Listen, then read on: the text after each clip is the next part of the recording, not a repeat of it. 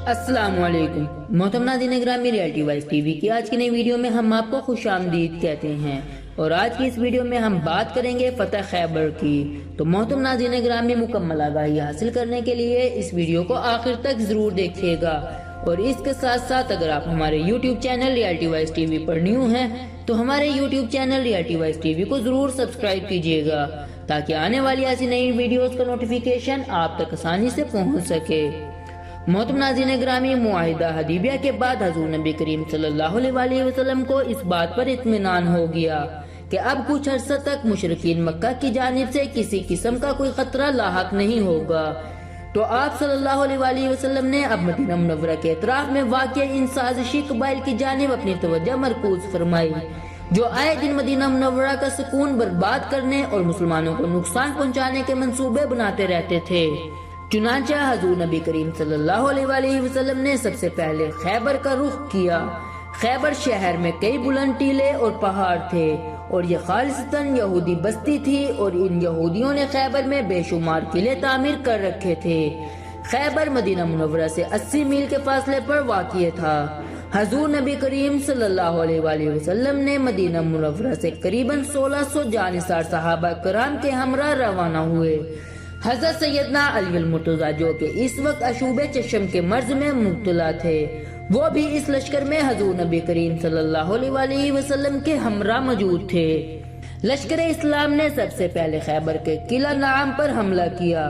حضور نبی کریم صلی اللہ علیہ وسلم کے حکم پر حضرت محمد بن مسلمہ رضی اللہ تعالی عنہ کی قیادت میں لشکر اسلام کے ایک گروہ نے قلعہ نعام پر حملہ کیا۔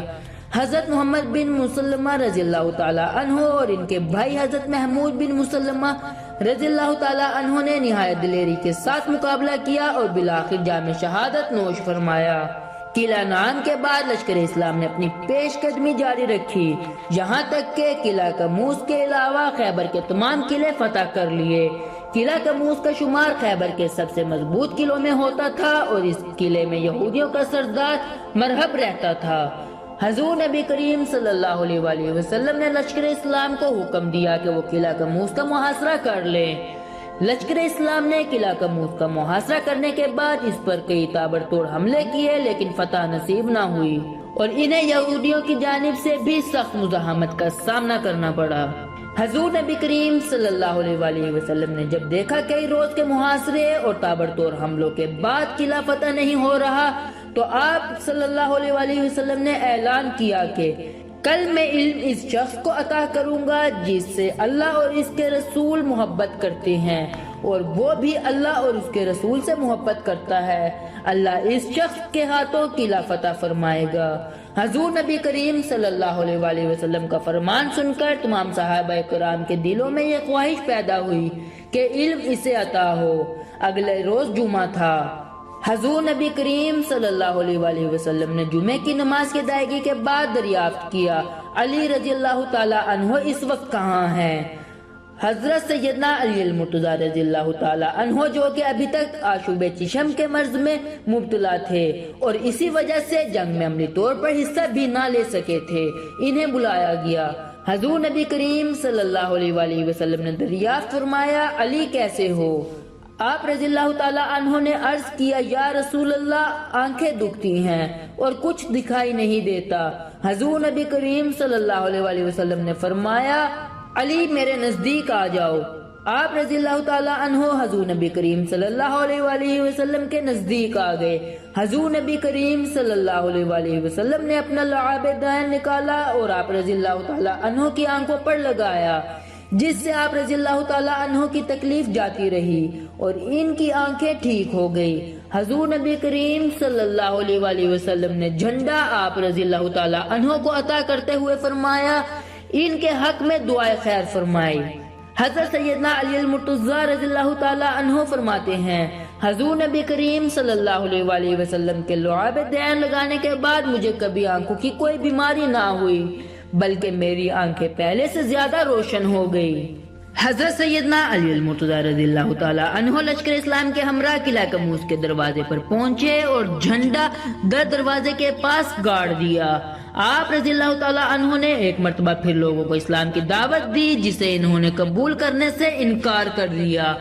اس دوران ایک یہودی نے قلعہ کی چھت سے پوچھا کہ تم کون ہو؟ حضرت سیدنا علی المرتضی رضی اللہ تعالی عنہ نے فرمایا میں علی بن ابی طالب ہوں۔ اس یہودی نے جب آپ رضی اللہ تعالی عنہ کا نام سنا تو کانپ اٹھا اور کہنے لگا تو رات کی قسم یہ شخص قلعہ فتح کیے بغیر ہرگز نہیں جائے گا۔ حضرت سیدنا علی المرتضی رضی اللہ تعالی عنہ نے قلعہ قموس پر حملہ کیا تو یہودیوں کے سردار مرحب کا بھائی حارث کے یہودیوں کے ہمراہ مقابلے کے لیے نکلا۔ آپ رضی اللہ تعالی عنہ نے ایک ہی وار میں اس کا کام تمام کر دیا اور لشکر اسلام نے باقی کے تمام یہودیوں کو جہنم واصل کر دیا۔ مرحب کو جب اپنے بھائی کے قتل کی خبر ہوئی تو وہ غیظ و غضب کے عالم میں ایک لشکر کے ہمراہ قلعہ قموس سے باہر نکلا اور بآواز بلند کہنے لگا خیبر مجھے جانتا ہے کہ میں مرحب ہوں، سطح پوش ہوں، بہادر اور تجربہ کار ہوں۔ حضرت سیدنا علی المرتضی رضی اللہ تعالی عنہ نے اس کے جواب میں فرمایا میں وہ ہوں، میری ماں نے میرا نام شیر رکھا تھا اور میں دشمنوں کو نہایت تیزی سے قتل کرتا ہوں۔ مرحب نے جب حضرت سیدنا علی المرتضی رضی اللہ تعالی عنہ کا کلام سنا تو غصے میں اس نے تلوار کا وار کیا، جسے حضرت سیدنا علی المرتضی رضی اللہ تعالی عنہ نے اپنی تلوار سے روک لیا اور اس پر جوابی وار کیا اور ایک ہی وار میں اس کا سر قلم کر دیا۔ مرحب کی لاش گرتے ہی لشکر اسلام نے یہودی لشکر پر حملہ کر دیا جس سے بے شمار یہودی مارے گئے اور باقی جو بچ گئے وہ قلعے کے اندر بھاگ گئے اور قلعے کا دروازہ بند کر لیا۔ حضرت سیدنا علی المرتضی رضی اللہ تعالی عنہ نے قلعے کا بھاری بھرکم دروازہ اکھاڑ پھینکا اور لشکر اسلام قلعہ قموس میں داخل ہو گیا۔ یہودیوں نے شکست تسلیم کرتے ہوئے امانت طلب کی اور آئندہ سے بدعہدی سے توبہ کر لی۔ حضور نبی کریم صلی اللہ علیہ وآلہ وسلم نے جزیہ کی شرط پر ان سے صلح کر لی۔ تو محترم ناظرین گرامی، ریالٹی وائز ٹی وی کی آج کی اس ویڈیو میں صرف اتنا ہی۔ امید کرتے ہیں آج کی یہ ویڈیو آپ کو ضرور پسند آئی ہوگی۔ اپنی قیمتی رائے کا اظہار ہمارے ساتھ کمنٹ باکس میں ضرور کیجیے گا۔ اللہ حافظ۔